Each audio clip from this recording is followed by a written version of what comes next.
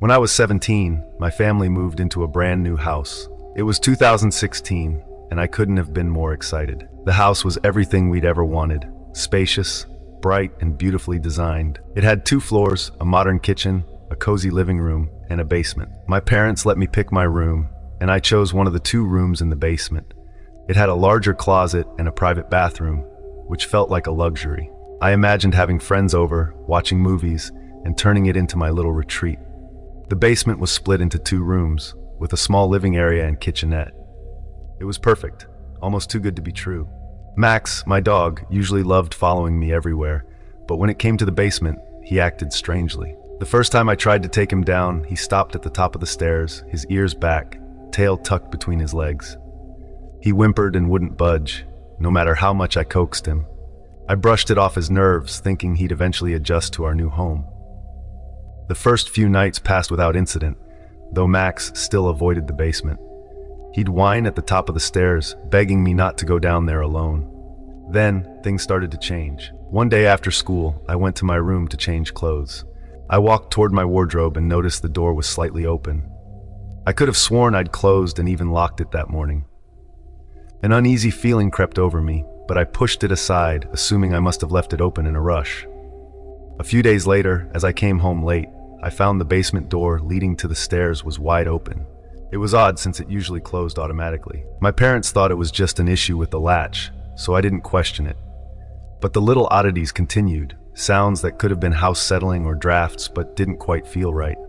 Every night, I'd lie awake, trying to ignore faint scratching sounds, like something tapping the walls or pacing in the hallway. I kept telling myself it was just my imagination. One night, things escalated. I was lying in bed, on the edge of sleep, when I heard a soft thud in the basement's small living area. My body tensed as I strained to hear. The sound was followed by faint whispering, so low I thought I might be imagining it. Slowly, I got out of bed, grabbed a flashlight, and crept toward the door. When I opened it, the living area was empty and silent. I checked every corner but found nothing. Feeling foolish, I returned to bed, but I couldn't shake the feeling that I wasn't alone. The next morning, I told my dad about the strange sounds. Concerned, he checked the basement, bringing Max with him. Max sniffed around, his fur bristling, and stayed close to my dad's side. My dad reassured me it was probably just pipes settling or drafts causing odd noises. He double-checked the locks on my wardrobe and the door, hoping to ease my nerves. A few days later, I came home from school and went down to change clothes. Just as I reached for my wardrobe, I froze. Out of the corner of my eye, I saw a dark figure standing near the basement door. It was brief, a mere flash, but I was sure I'd seen something there watching. My heart pounded as I looked around, but the basement was empty. I ran upstairs and told my dad, who took me seriously this time. He called the police, concerned that someone might be sneaking in. The officers inspected the basement and the entire house. They didn't find any sign of forced entry or anything out of place. They left, suggesting it was just my imagination or normal house sounds. My dad tried to believe it, but I could tell he was worried. Things quieted down for a while and I started to relax. I convinced myself it had all been in my head, a mix of stress and imagination in a new house. But one evening, as I lay in bed,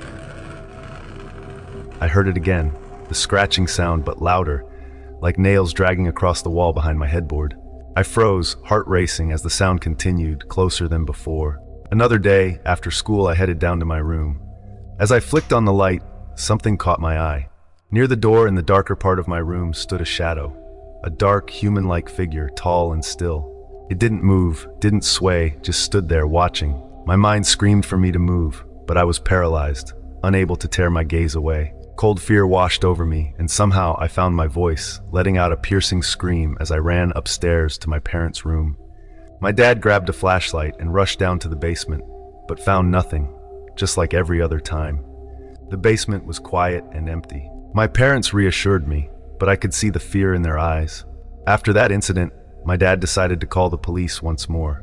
The officers came and checked every inch of the basement and the rest of the house. They left again, telling us to call if anything happened, but we were all uneasy. Days passed, and though I tried to convince myself it was over, the feeling of dread remained. My parents, noticing how it was affecting me, decided it was best to leave. My dream house had turned into a nightmare we couldn't escape. We packed our things and moved, finding a smaller place that, while less luxurious, felt safe. Years have passed since we left that house, but the memories linger.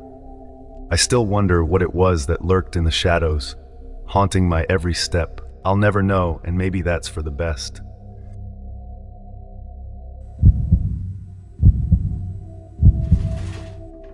I'd been a tailor for years, mostly working late nights alone in my small shop.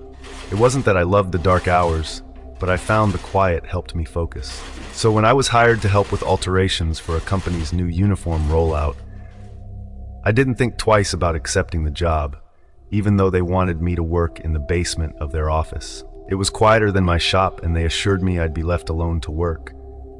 The building was old, practically ancient by modern standards. The basement had that cold, musty smell that clung to your clothes long after you'd left.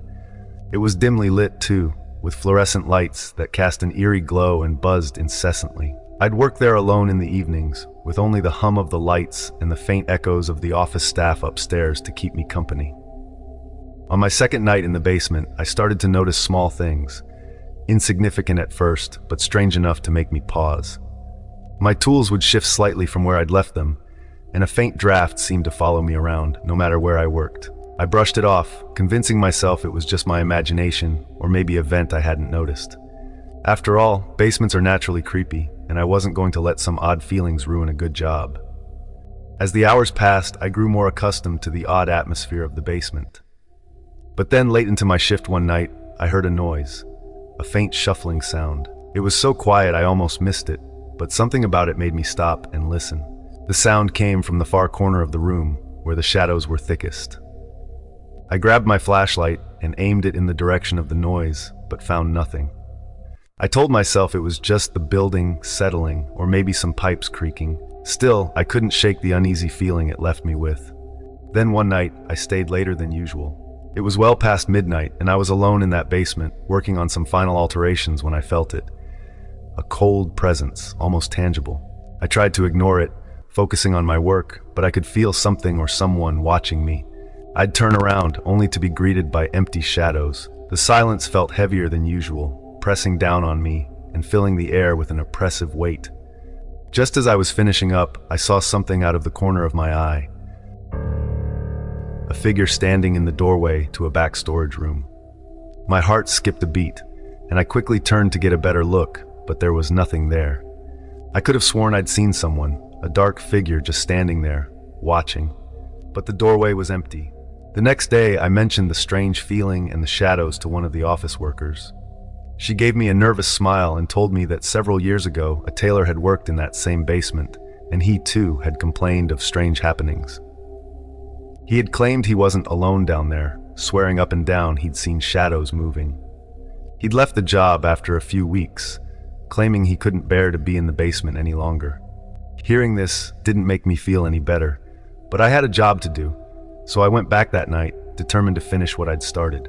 I tried to keep my mind off the stories, focusing instead on the stitches and patterns, losing myself in the rhythm of sewing. But as I worked, the sense of being watched grew stronger. More insistent. I couldn't ignore it anymore. And then there it was again, the sound of shuffling footsteps, this time closer than before. My pulse quickened, but I forced myself to stay calm. The footsteps grew louder, echoing off the cold concrete walls. I held my breath, waiting, my hands frozen mid-stitch. Suddenly, the shuffling stopped. A chill ran down my spine as I felt a presence directly behind me, so close I could almost feel the breath on my neck. I didn't dare turn around. For a long moment, everything was silent. And then, just as quickly as it had come, the presence vanished. I exhaled, the tension releasing from my body as I tried to make sense of what had just happened. I turned around slowly, half expecting to see someone standing there, but there was nothing. Just the dimly lit basement, the hum of the fluorescent lights, and the lingering feeling of dread. I was excited to see my friend Jake's first house, an old fixer-upper he'd bought on the outskirts of town. The place had charm, even though it was clear it needed a lot of work. The floors creaked, and the wallpaper was outdated, but it felt like it had history. Jake was enthusiastic, ready to turn it into his dream home. One night, a few of us went over to help with renovations, drinking a couple of beers and joking around while we painted the living room walls. Jake mentioned the basement in passing, calling it the creepiest part of the house. It had 2 rooms, he said, and he hadn't done much down there yet. Naturally, we all insisted he show us. The basement stairs were narrow, leading into a space that felt like stepping back in time. The musty smell of mildew and the damp air greeted us as we reached the bottom. The main room was mostly empty, with some old cardboard boxes and rusted shelves, but the second room was different. As soon as we stepped in, something felt off. There was an old rusty bed frame pushed against the far wall, its springs creaking under a torn mattress. Jake hadn't moved it yet, calling it just junk left behind. But the way the bed was positioned, pressed tightly against the wall as though it were a barricade, gave me an uneasy feeling. We joked about it at the time, trying to shake off the tension, but as we went back upstairs, the image of that old bed stuck with me. That night, Jake texted me, saying he'd been hearing strange noises from the basement since we left. He swore he'd heard what sounded like someone moving on the stairs. I told him he was just getting spooked by all the talk of the basement and went to bed, brushing it off. But over the next few days, Jake kept mentioning it. The noises continued, soft thuds, creaks, even the sound of scratching. He thought maybe an animal had gotten in, but each time he'd go down to check, the basement was empty. He'd call me, trying to laugh it off, but I could hear the tension in his voice. A couple of weeks later, I stayed over. It was late and we were sitting in the living room talking. Suddenly, we heard it, a faint scratching noise coming from below us in the direction of the basement. I looked over at Jake and he looked back, his face pale. Without saying a word, he got up and walked to the basement door, signaling for me to follow. Jake turned on the light and we slowly made our way down the steps. The scratching was louder now, echoing through the tight space. As we reached the bottom, the sound stopped. The room with the bed was shut, but the noise had been coming from there. Jake hesitated, then slowly pushed the door open. The bed wasn't against the wall anymore. It had been moved, now sitting in the middle of the room, as if someone had dragged it out. The silence was eerie, almost deafening, and I could feel my heart pounding. We didn't stay to investigate. We scrambled up the stairs, slamming the basement door behind us. That night, neither of us slept. We sat in the living room, both of us listening to every little creak and sound. Around midnight, we heard it again, a slow, rhythmic creaking, almost like someone rocking back and forth in a chair. Jake turned pale, but neither of us moved. We just sat there listening. The next day, Jake was done. He decided to clear out the basement and remove everything in that room, bed included. He called a few of us over, and we all went down together, trying to keep things lighthearted to push down the nerves. When we opened the door to that room, the bed was back against the wall. Jake insisted he'd left it in the center of the room, and we all knew it. But no one said anything. We just started dismantling the bed frame. As we lifted the mattress, though, we found something that made us stop cold. Underneath the mattress, deep scratch marks were gouged into the wooden slats, as if someone had been clawing at it. But the strange thing was, the scratches looked fresh. Small wood splinters lay scattered on the floor. We all froze, staring at the scratches, each of us thinking the same thing but too afraid to say it out loud. Jake decided that was the last straw. He sealed up the basement door that night and started making plans to move out, even though he'd just moved in. The basement had become a place of fear, a dark stain on his dream home, and none of us wanted to know what was lurking down there. We never talked about it much after that. Sometimes, though, I think about that night, the soft creaks, the scratching, and that bed.